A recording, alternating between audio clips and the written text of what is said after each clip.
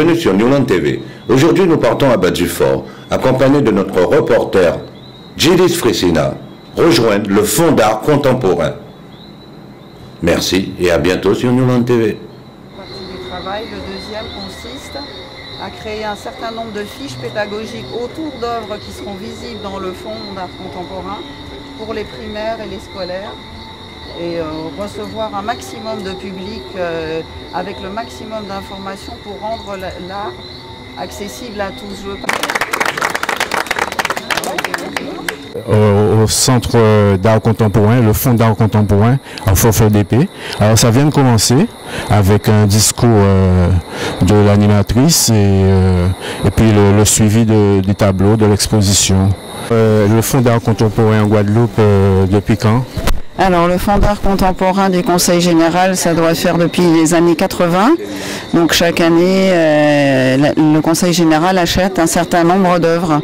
Et là, ça faisait 10 ans qu'ils n'avaient pas présenté un catalogue. Donc aujourd'hui, il y a la présentation de la nouvelle version du Fonds d'art contemporain avec 22 artistes de Guadeloupe, d'Afrique du Sud, un petit peu partout dans le monde, et en tout 32 œuvres.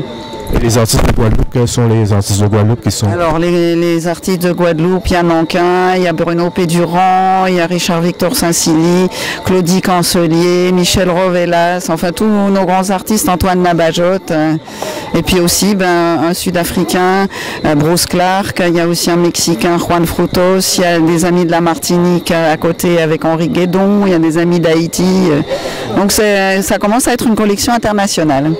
Là, l'art contemporain de plus en plus populaire en Guadeloupe. Oui, et heureusement, et il ne faut pas qu'on pense que l'art est uniquement réservé à l'élite. Tout le monde peut essayer de découvrir quelque chose en regardant un tableau. Et donc c'est pour ça que c'est ouvert au public. Il va y avoir un travail avec les scolaires. Et comme j'ai dit tout à l'heure, et je le répète, l'art, c'est pas pour les VIP. C'est les VIP, c'est le very important public. S'il n'y a pas de public, il n'y a pas d'art. Donc c'est aussi à ça que ça sert, de montrer ce que nos artistes font pour pouvoir échanger, montrer ce que des artistes qui ont les mêmes problèmes que nous, comment ils traitent certains sujets qu'on a en commun avec eux. Ça va durer pendant combien de temps? Alors là, pendant quelques mois, et sinon à partir de la belle saison au Carême, ça va rouvrir au public, et là il y aura aussi des projections de films sur les artistes, des rencontres et des débats pour animer et que les gens puissent se rencontrer autour de l'art qui se fait aujourd'hui. Non, malheureusement pas, en tout cas pas pour le moment. Elle va rester au fort, et quand il fait mauvais, on met les œuvres à l'abri. Je vous remercie beaucoup. C'était Madame Nathalie Pierrot pour Newland TV. Alors bonsoir Madame, vos impressions sur cette exposition d'art contemporain? Mon impression est très bonne. Je vois que c'est très riche en peinture, en tableaux, en thèmes. C'est vrai qu'on se rend compte qu'au niveau local et caribéen, il y a une explosion en termes artistiques, et au niveau des artistes, il y a une floraison d'impressions, de thèmes, de couleurs aussi, hein, et avec quand même un rapport au passé, mais aussi quelque chose de très, très novateur qui va vers le présent et surtout vers le futur. Donc moi, mon impression est très très bonne, et j'espère que justement il y aura un développement, et surtout que la population va s'approprier cette culture, l'art contemporain et tout ce qu'on a pu voir, que ça serait bien que les personnes puissent venir se restaurer intellectuellement, et pas seulement en termes de nourriture alimentaire, mais il y a aussi la culture qui alimente son homme, qui alimente l'histoire, qui alimente les gens. Merci beaucoup. Au revoir. Bonsoir. Nous sommes devant une de tes œuvres, et nous sommes exactement dans l'exposition d'art contemporain. Alors l'art contemporain, c'est une affaire qui marche? C'est une affaire qui est en développement, en tout cas, qui demande encore un intéressement particulier, parce que nous n'avons pas encore les préceptes qui nous permettent aujourd'hui d'inscrire une étymologie contemporaine propre à nous-mêmes, propre à la Guadeloupe. Nous sommes encore dans des rapports de tâtonnement. On découvre, donc il y a un gros travail de pédagogie encore à mettre en exergue pour pouvoir affirmer notre position d'artiste contemporain. Alors l'art contemporain à Bémao en ce moment, comment ça se passe? Mais il y a un réel engagement, il y a une vraie attente du public. Et à Abemao, nous avons depuis la première édition qui s'est passée en 2009, nous avons réalisé une forme en tout cas de présentation qui sortait un peu de l'ordinaire.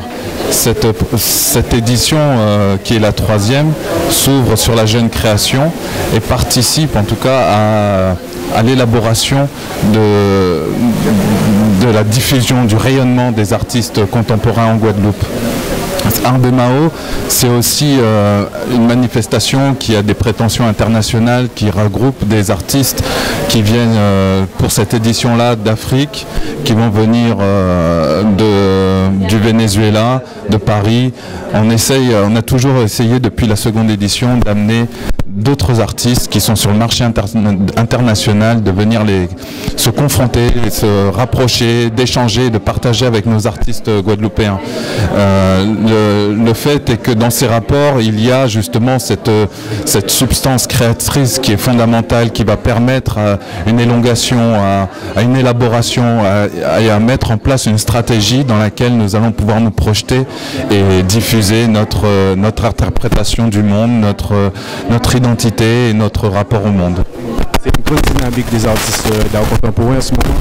Oui, c'est, je dirais, un lieu de consécration pour les artistes parce qu'il s'agit réellement de prendre en compte une philosophie. Il y a un commissariat dont je tiens en tout cas le pôle, le pôle commissariat. Donc il s'agit vraiment de regrouper des artistes qui aient une cohérence à la fois dans leur démarche mais aussi dans leur rapport contemporain et qui s'inscrivent dans un panorama en tout cas de la société contemporaine guadeloupéenne. Ce sont en fait des artistes qui pour la plupart sortent récemment d'école, qui ont pu faire leurs preuves à travers différentes expos ou qui se sont inscrits dans la rue parce qu'il n'y a pas que des diplômés, il y a aussi des autodidactes qui ont autant de mérite qu'une personne ayant fait des études, parce que l'art c'est avant tout un vrai travail. Un travail où on s'engage, où on s'inscrit, où on inscrit une image et on interpelle, on crée des impacts visuels dans l'énergie de la société contemporaine en Guadeloupe. Ces jeunes qui de plus en plus se déploient ont fait l'objet justement de différentes interventions, aussi bien dans des galeries, dans des expositions collectives ou alors dans la rue. Voilà, et se sont fait remarquer par leur talent, par leur obstination, leur énergie, la façon dont ils amenaient leur création au public. Voilà. Okay, merci Yann. Ouais, ça va. Ok. Alors, cette exposition d'art contemporain, ça vous inspire quoi?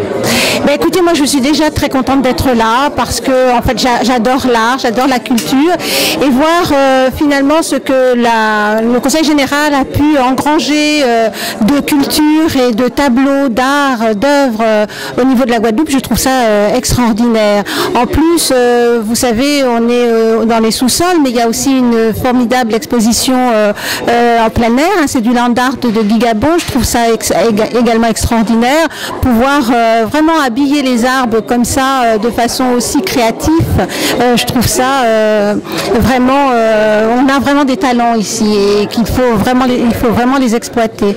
Donc moi, en fait, l'initiative du Conseil général est une initiative véritablement pleine de ressources, hein, parce que en fait, elle pourra permettre aussi à des jeunes de voir ce qu'il est possible de faire, d'approcher l'art de façon différente, de toucher, sans toucher véritablement, mais toucher du regard des œuvres qu'elle n'aurait pas eu l'occasion de toucher si il n'y avait pas eu cette exposition. Donc après Abemao, Fonds d'épée, l'art contemporain, c'est une affaire qui marche? C'est une affaire en tout cas qui se développe, d'accord, et qu'il faut encore impulser. Je pense qu'on est encore au balbutiement. Il faut encore véritablement développer la culture en Guadeloupe. Ok, merci. Je vous en prie. Alors vos impressions sur par l'art contemporain? Moi, je suis un passionné, et même c'est une vocation professionnelle puisque je suis chercheur universitaire et donc je me passionne pour les arts visuels. Donc, ça, c'est extraordinaire de voir la collection donc régionale. Ça, c'est vraiment très très bien. Vous pensez que le grand public s'intéresse à l'art contemporain? Ah, mais c'est l'une de mes questions, cette correspondance entre le dialogue entre les artistes et le grand public. Oui, le grand public s'intéresse à l'art, simplement maintenant il faut lui donner les outils pour déchiffrer. Et je pense que de là, ça sera encore plus intéressant. On ne voit pas trop de voix d'art contemporain dans les villes en Guadeloupe. Si on pense aux tags, par exemple, il y a des tags un peu partout. Moi, c'est de l'art contemporain. On ne peut pas se déplacer sans en trouver, que ce soit... Je vois que dans toutes les villes, on a de ces œuvres. Si on pense aux sculptures... Cet après-midi, j'étais à Saint-François.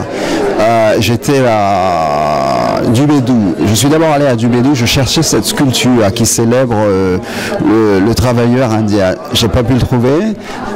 Finalement, quelqu'un m'a envoyé j'oublie le nom de une section différente où il y a une sculpture de Sidambarom avec Gandhi d'un côté et je oublié qui était de l'autre côté. Donc, et si on pense au boulevard des Héros avec ces trois personnages donc de la révolution guadeloupéenne,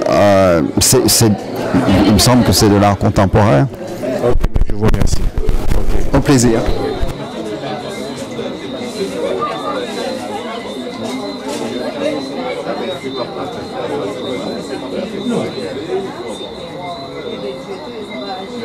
Ha ha ha!